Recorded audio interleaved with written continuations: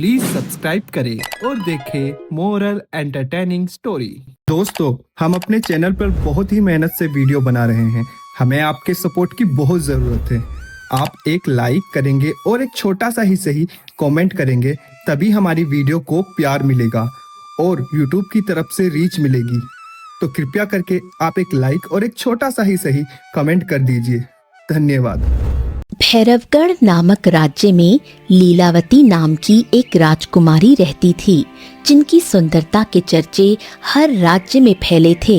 राजकुमारी जितनी बाहर से सुंदर थीं, उससे कहीं ज्यादा वो अंदर से सुंदर थीं। राजकुमारी पक्षियों से बहुत प्रेम करती थीं। पक्षियों के बिना उनका जीवन बिल्कुल अधूरा था। लेकिन एक दिन ऐसा भी आया जब उनकी वजह से सारे पक्षी पत्थर के बनने लगे। आ जाओ नन्हे पक्षियों, मैं तुम्हारे लिए दाना लाई हूँ। आ जाओ, तुम सब कितने सुंदर हो। ऐसा लगता है ईश्वर ने सारी सुंदरता तुम्हारे अंदर ही डाल दी है। हाय हाय राजकुमारी, ऐसा क्यों कह रही है? आप तो खुद इतनी सुंदर हैं। ऐसा नहीं है उर्मी, मुझे लगता है कि धरती पर इन पक्षियों से ज्यादा और कोई सुंदर नहीं है। आपको इन पक्षियों से बहुत लगाव है ना, इसलिए आप ऐसा कह रही हैं। अभी राजकुमारी अपनी दासी से बातें कर ही रही थीं कि तभी वहाँ एक सैनिक आता है।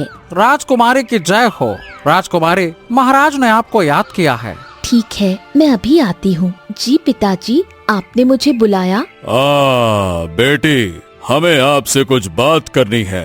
क्या बात है पिताजी? बेटी, तुमने अपने जीवन के बारे में क्या सोचा है? तुम्हारे लिए न जाने कितने दूर दूर के राज्यों से राजकुमारों के प्रस्ताव आए, मगर तुमने सबको ठुकरा दिया।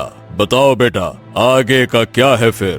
पिताजी, वो प्रस्ताव एक भी मुझे पसंद नहीं आए। ओहो, आखिरकार तुम चाहती क्या हो बेटा? अरे भाई, कब तक ऐसी ही नादानी करती रहोगी? हम भी अपनी जिम्मेदारी से मुक्त होना चाहते हैं। पिताजी, आप भी ना कितना सोचते हैं। जब समय आएगा तो मैं आपको खुद बता दूंगी। इतना कहकर राजकुमारी बगीचे में पक्षियों के साथ समय बिताने चली जाती हैं। ये पक्षी कितने प्यारे हैं। आओ ना, तुम सब मेरे पास आ जाओ। राजकुमारी, थोड़ा ध्यान से। आप कहाँ जा रही हैं? देखो उर्मी, वो पक्षी कितना सुंदर है। वो किस तरफ जा रहा है? चलो उसके पीछे चलते हैं। रुक जाओ प्यारे पक्षी। नहीं राजकुमारी, उसके पीछे मत जाइए, आपको खतरा हो सकता है। रुकिए। राजकुमारी दासी की बात सुने बगैर उस पक्षी का पीछा करने लगती है। पक्षी का पीछा करते करते राजकुमारी एक गुफा में जा पहुंचती है। नन्हे पक्षी, तुम कहाँ हो? मेरे सामने आ जाओ, मैं तुम्हें छूना चाहती हूँ। ये पकड़ लिया। अरे, इस गुफा में तो कितना अंधेरा है। इतना कहकर राजकुमारी आगे बढ़ती हैं और एक तपस्वी से टकरा जाती हैं। अरे, किसने मेरी तपस्या भंग की? कौन है तू और यहाँ क्या लेने आई है? कौन है तू, बता। माफ करना तपस्वी बाबा, मैं तो यहाँ सिर्फ इस नन्हे पक्षी को लेने आई थी। तूने मेरी वर्षों की मेहनत पर पानी फेर दिया। मेरी बरसों की मेहनत सफल होने ही वाली थी कि तूने मेरी तपस्या भंग कर दी। अब तुझे इसका अंजाम भुगतना होगा। मगर तपस्वी बाबा, ये गलती तो मुझसे अनजाने में हुई है। हो सकता है ईश्वर को यही मंजूर था। तेरी नादानी की वजह से ये सब कुछ हुआ है और अब तू मुझे ज्ञान दे रही है। नादान लड़की, तुझे पक्षियों से बहुत प्रेम है ना? मैं तुझे श्राप देता हूँ कि अब से तू जिस भी पक्षी को छू लेगी वो पत्थर का बन जाएगा। तपस्वी बाबा के इतना कहते ही राजकुमारी के हाथ का पक्षी पत्थर बन जाता है। अरे नन्हे पक्षी, क्या हुआ तुम्हें? ऐसा मत कीजिए तपस्वी बाबा। आखिर इस पक्षी का क्या दोष है? मुझसे अनजाने में हुई गलती की इतनी बड़ी सजा मत दीजिए। कसूर तो मेरा भी नहीं था, मगर बरसों पुरानी तपस्या मेरी भंग हो गई ना। ये मेरे लिए किसी सजा से कम नहीं है। और अब तेरी सजा ये है कि जब भी तू किसी पक्षी को छुएगी वो पत्थर का बन जाएगा, क्योंकि पक्षियों में तेरी जान बसती है। दया कीजिए बाबा जी, ये श्राप वापस ले लीजिए। पक्षी मेरे जीवन का एक महत्वपूर्ण हिस्सा है, उनके बिना मेरा जीवन बिल्कुल अधूरा हो जाएगा। दया कीजिए। इतना कहकर राजकुमारी जोर जोर से रोने लगी। राजकुमारी का रोना देखकर तपस्वी बाबा को उन पर दया आ जाती है। हाँ, शांत हो जा पुत्री, शांत हो जा। देख, मैं अपना श्राप तो वापस नहीं ले सकता, मगर इससे मुक्त होने का रास्ता तुझे बता सकता हूँ। अब तुम्हारा ये श्राप सफेद रंग का तिलिस्मी पक्षी ही दूर करेगा, मगर याद रखो, तिलिस्मी पक्षी को हासिल करना इतना आसान नहीं है। अगर इस श्राप से मुक्त होने के लिए मुझे अपनी जान भी देनी पड़े तो भी मैं पीछे नहीं हटूंगी। आप बताइए, वो पक्षी मुझे कहाँ मिलेगा? तुम वहाँ नहीं जा सकती पुत्री, तुम्हें सही समय का इंतजार करना होगा। एक राजकुमार आएगा तुम्हारे पास, वो अपनी जान पर खेलकर तुम्हारे लिए सफेद तिलिस्मी पक्षी लाएगा और तुम्हें इस श्राप से मुक्त कराएगा। मगर तब तक मैं पक्षियों के बगैर कैसे रहूंगी? यही तो इम्तिहान है पुत्री। अब राजकुमारी उदासी के साथ वापस अपने राजमहल जाती हैं। क्या बात है राजकुमारी, आप ऐसे उदास क्यों खड़ी हैं? क्या हो गया? राजकुमारी अब राजा को सारी बात बताती है।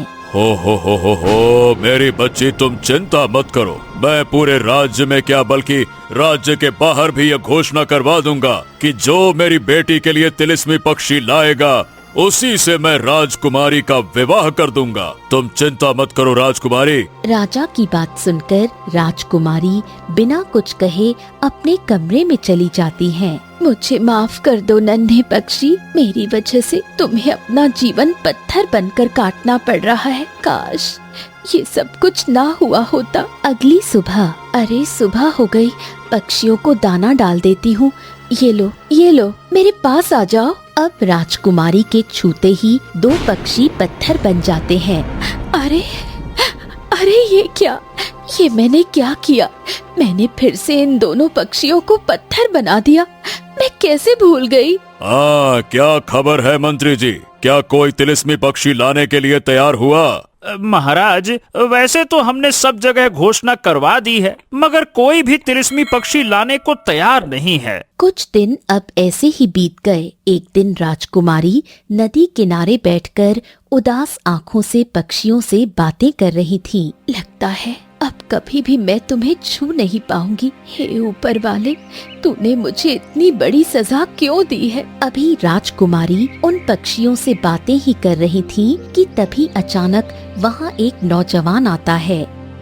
क्या बात है राजकुमारी, आप इतनी उदास क्यों बैठी हैं? ये खूबसूरत मौसम का मजा लीजिए और इन प्यारे पक्षियों को अपने हाथों से छूकर देखिए ना। नहीं, दूर रखो मुझसे इन्हें, दूर रखो। राजकुमारी के मना करने के बावजूद नौजवान उसके हाथ में पक्षी पकड़ा देता है। अरे ये क्या हुआ? ये पक्षी पत्थर का कैसे बन गया? ये क्या चक्कर है राजकुमारी? मैं तुम्हें यही तो समझा रही थी कि इन पक्षियों को मैं नहीं छू सकती। मेरी वजह से एक और पक्षी पत्थर की मूर्त बन गया।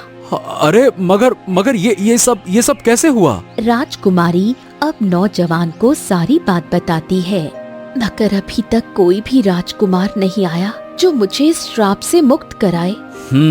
तो समझ लीजिए राजकुमारी कि वो राजकुमार आ गया। अब वो आपको इस श्राप से मुक्त कराएगा। मैं कुछ समझी नहीं। क्या तुम किसी राजकुमार को जानते हो जो मेरी मदद करे? जी राजकुमारी, मैं जानता हूँ राजकुमार को। वो कुंतल नगर राज्य के राजकुमार वीर हैं और वो और कोई नहीं बल्कि हम स्वयं हैं। क्या आप राजकुमार? मुझे तो लगा आप बस एक आम इंसान हैं। क्या आप मेरी मदद करेंगे राजकुमार? जरूर राजकुमारी। अब आप ये बताइए कि वो पक्षी मिलेगा कहाँ? इस नदी को पार करने के बाद आपको एक पहाड़ मिलेगा। उसी पहाड़ में एक सुनहरी गुफा छुपी हुई होगी। उसी गुफा के अंदर आपको जाना है। लेकिन राजकुमार, वहाँ खतरा है। जो भी उस गुफा में जाता है कभी लौट कर नहीं आता। तो चिंता मत कीजिए राजकुमारी, मैं वापस भी आऊंगा और आपको श्राप से मुक्त भी कराऊंगा। निश्चिंत रहें आप। जल्दी आना वीर, मैं आपका इंतजार करूंगी। बहुत जल्द आऊंगा, आप अपना ख्याल रखिए।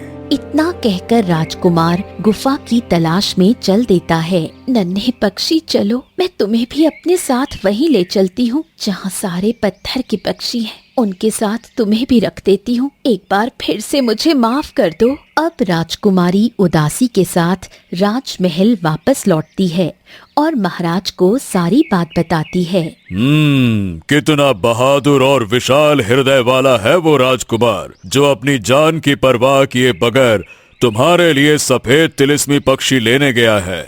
बस वो जल्दी से सुरक्षित लौट आए। हे ईश्वर, राजकुमार की रक्षा करना। इधर राजकुमार नदी पार करके पहाड़ों के बीच वो सुनहरी गुफा ढूंढ लेते हैं। अरे वाह, वो रही गुफा। अब राजकुमार गुफा के पास जाते हैं। तभी उन्हें एक आवाज सुनाई देती है। कौन हो? कौन हो तुम? चले जाओ यहाँ से वरना मारे जाओगे। यहाँ जितने भी लोग आए लौटकर वापस नहीं गए। चले जाओ यहाँ से, चले जाओ। मगर मैं सफेद तिलिस्मी पक्षी को लिए बगैर वापस नहीं जाऊंगा। इतना कहकर राजकुमार गुफा के अंदर जाते हैं।